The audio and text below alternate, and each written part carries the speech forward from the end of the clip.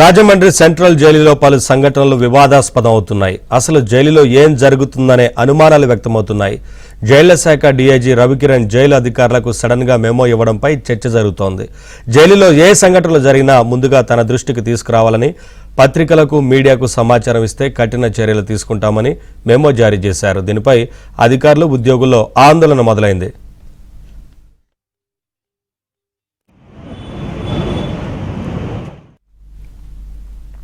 ఈ నెల 21న గోదావరి బ్యారెక్ లాకప్లో ఉన్న షడ్రక్ అనే ఖైదీని బయటకు తీసుకెళ్లినట్లు జైలు నుంచి వీడియో బయటకు లీక్ అయింది. జైళ్ల శాఖ అధికారి ఇంట్లో ఏసీ మరమ్మతుల కోసం ఖైదీని తీసుకువెళ్లినట్లు తెలుస్తోంది. ఈ విషయం బయటకు రావడంతో జైళ్ల శాఖ డీఐజీ రవికిరణ్ సీరియస్ అయినట్లు తెలుస్తోంది. అధికారులకు సడన్ గా మెమో ఇవ్వడంపై చర్చ జరుగుతోంది.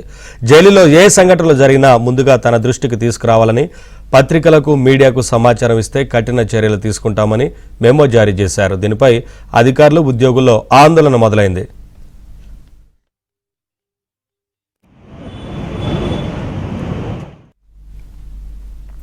ఈ నెల 21న గోదావరి బ్యారెక్ లాకప్లో ఉన్న షడ్రక్ అనే ఖైదీని బయటకు తీసుకెళ్లినట్లు జైలు నుంచి వీడియో బయటకు లీక్ అయింది. జైళ్ల శాఖ అధికారి ఇంట్లో ఏసీ మరమ్మతుల కోసం ఖైదీని తీసుకువెళ్లినట్లు తెలుస్తోంది. ఈ విషయం బయటకు రావడంతో జైళ్ల శాఖ డీఐజీ రవికిరణ్ సీరియస్ అయినట్లు తెలుస్తోంది.